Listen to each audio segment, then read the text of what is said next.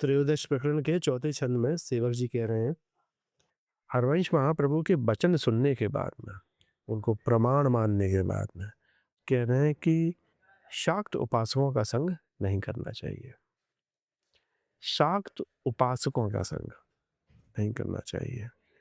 देखिए, शाक्त उपासक क्या होते हैं? जो कि शक्ति की उपासना कर रहे हैं। और शक्ति में ये है कि प्रभु से आप जबरदस्ती कर रहे हो।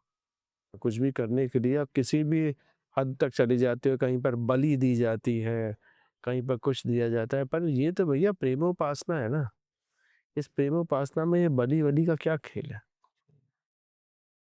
कई जगह पे कहा गया है, कबीर तक ये वाली बात कह रहे हैं, ठीक है? कबीर संगत साधु की, जौ की भूसी खाए, खीर खाण भोजन मिले, साकत संग न जाए। कि शाक्त के संग में नहीं जाए। शाक्त कौन भैया? कहा शाक्त वो जो कि वो बलि वाले सिस्टम में जाते हैं उसमें। तो जहाँ पर प्रेमोपासना है वहाँ पर शक्ति की क्या ज़रूरत है?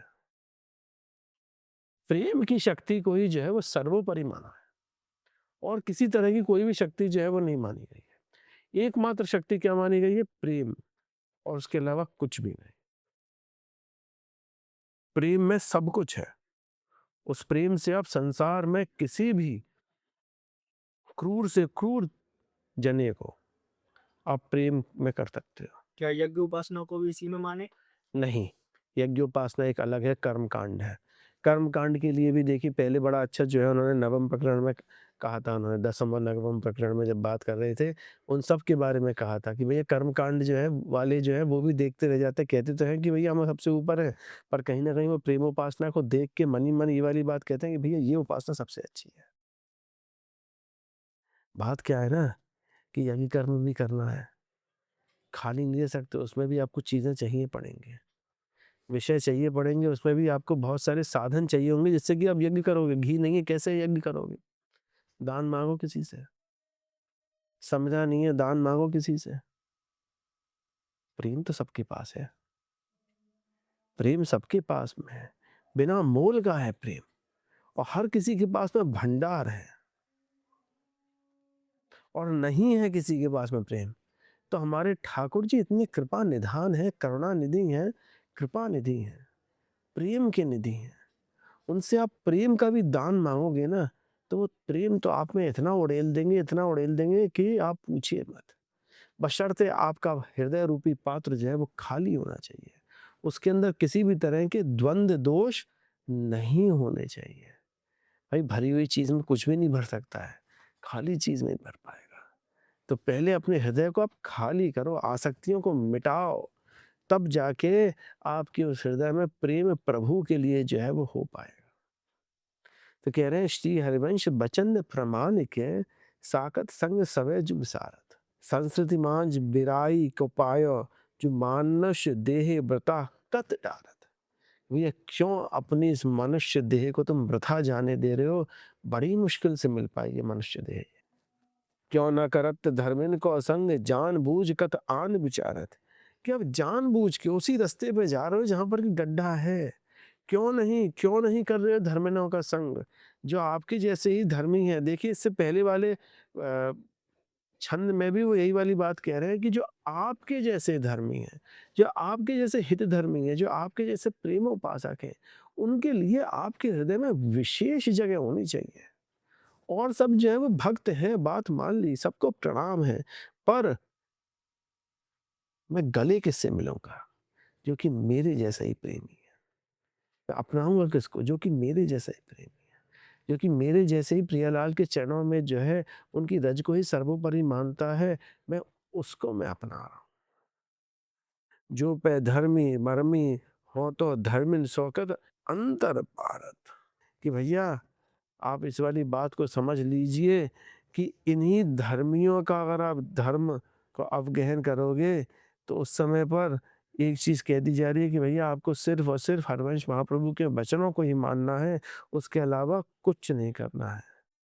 हर जगह पे वो यही वाली बात कह देते हैं कि भैया क्या करना है? साधु संगति करनी है। साधु संगति कैसी? जो कि हमारे जैसे ही हों उनकी। 5वें छंद में कह रहे हैं, धर्मी धर्म कहियो जो करो, तो धर्मिन संग बड़ो सब ते, आ पुनर्भव स्वर्ग जो नहीं बराबर, तो सुख मर्त कहो कब ते। कहो काहे प्रमाण बचन, विसारत प्रेमी अनन्य भय जब ते। तब श्री हरिवंश कही जो कृपा करे, साचो प्रबोध सुन्यो अब ते। धर्मी जनों ने जो धर्म का स्वरूप कहा है, यदि उसे तुम करने लगे हो तो धर्मियों का संग ही सबसे बड़ा उत्तम धर्म है आपके लिए। अपुनर्भव स्वर्ग जो नहीं बराबर, कि अपुनर्भव क्या चीज है? मोक्ष। उसके बराबर, वो धर्मियों का संग के बराबर ना तो मोक्ष है, ना ही क्या है, स्वर्ग है। तो सुख मर्त कहो कब ते। इस मृत्यु लोक के सुख भी उसके आगे कुछ नहीं है। किस किस आगे? धर्मियों के संग के आगे।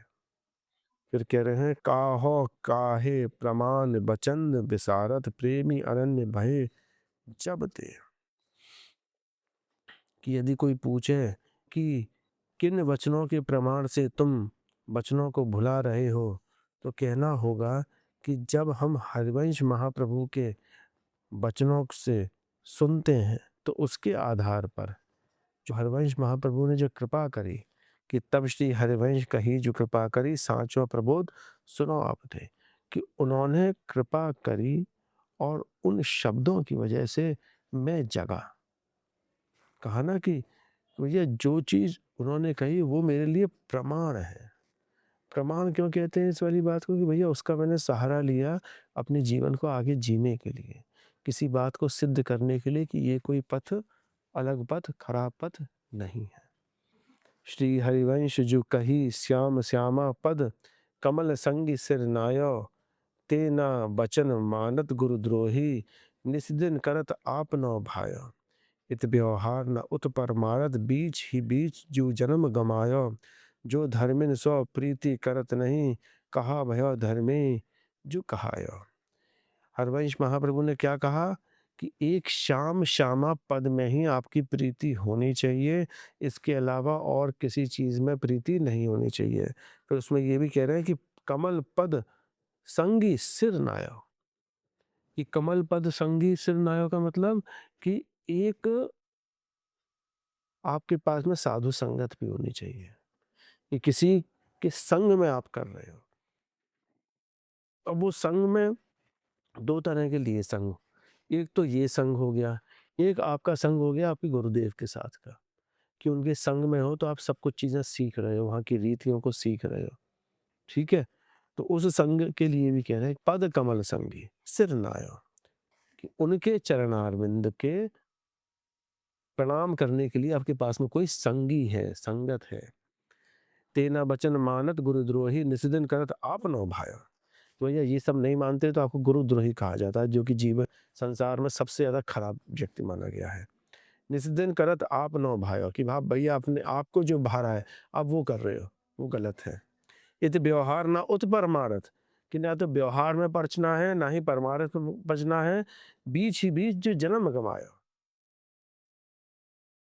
तो ये ना व्यवहार में रह पा रहे हो ना परमारथ में रह पा रहे हो, कहाँ हो भैया?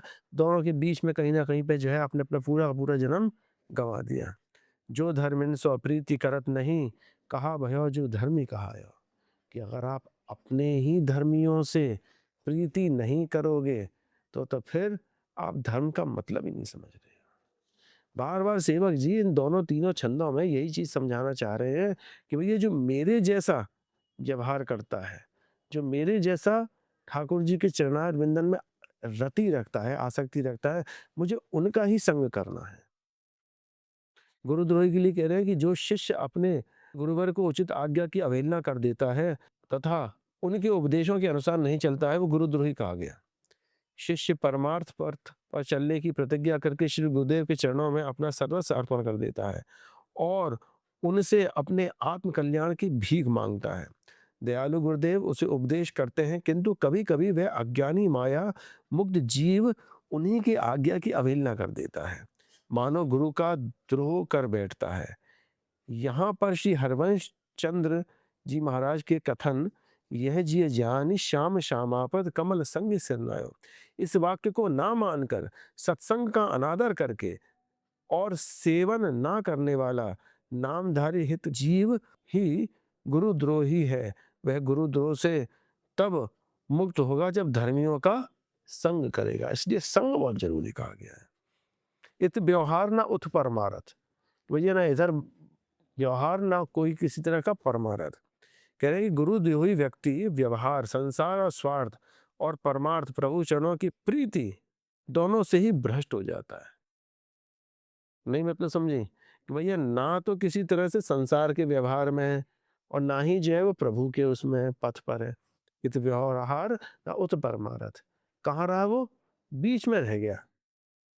बीच में रह गया, ना तो वो व्यवहार कर पाया पूर्ण रूप से और ना ही वो जो है परमार्थ में प्रभु के पथ पर पूर्ण रूप से आया। कभी व्यवहार कर रहा है, कभी परमार्थ कर रहा है, कभी व्यवहार कर रहा है, कभी परमार्थ कर रहा है। जब परमार्थ पर आ गए तो फिर हर तरह के व्यवहार जो है वो छूट जाने चाहिए आपके पास में।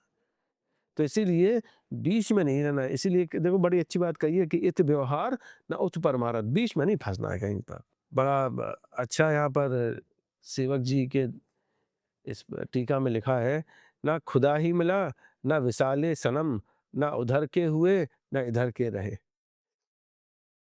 जय श्री राधे।